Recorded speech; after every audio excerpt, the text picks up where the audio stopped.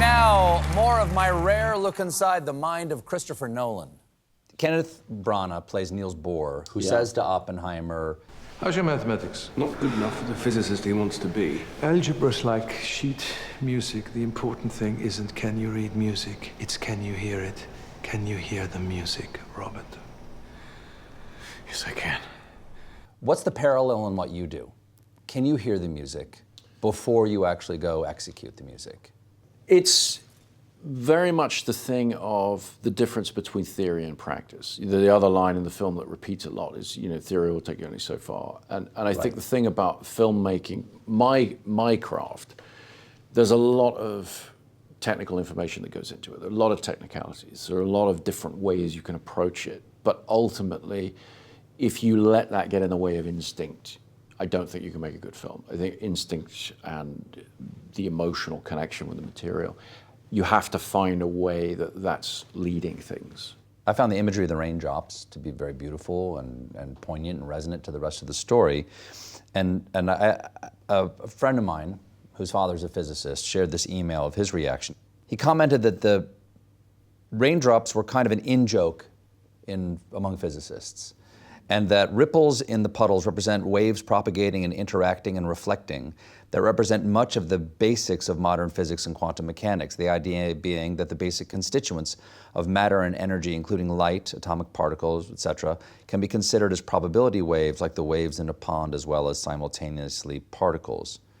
Is that what you're going for? And people say there are no jokes in my films. He got the joke, as far as, yeah. Because it's all throughout. The opening shot is him looking at raindrops in the puddle, and the closing shot is him after looking at the raindrops in the puddles and seeing the implications. To me, the raindrops is a wonderful version of, yes, everything he's talking about in terms of, it's the wave-like behavior of particles that, becomes so complicated for physicists to deal with. But it's also their ultimate representation, the shock waves of nuclear explosions.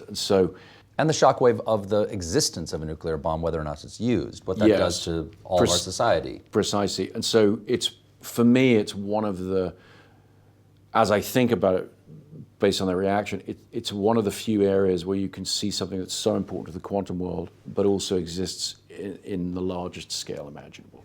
There aren't that many things like that are real. You tend to avoid CGI for practical effects or shooting an actual physical object doing a thing or a person doing a thing. You can really feel it in these films, and one of the most remarkable moments, of course, is the Trinity test itself.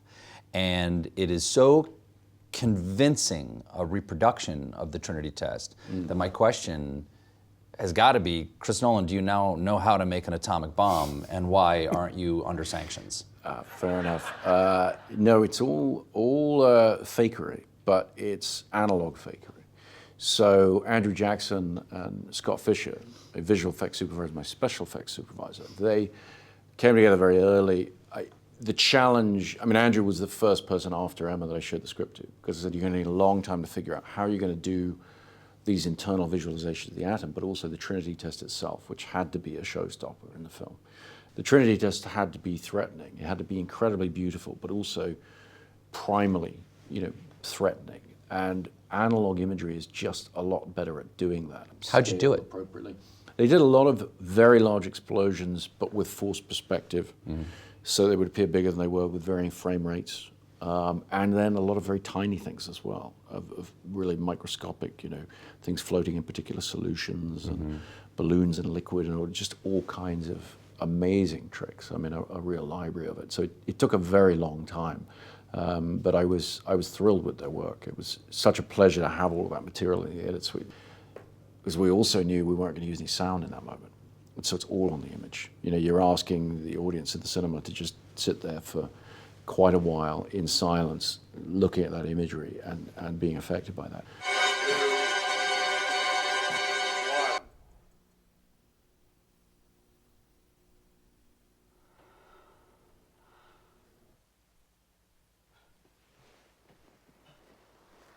There is something beautiful about an atomic explosion. Absolutely. Unbelievably beautiful. And that's part of the tension of that moment. Yeah. You know the horror of it, but you can't look away from it. Yeah. it's mesmerizing and hypnotic. And yeah, the footage, we studied a lot of footage of real A-bomb and H-bomb explosions, and it's this terrible beauty. When we return, I'll ask Chris why the music in his movies always makes me so nervous.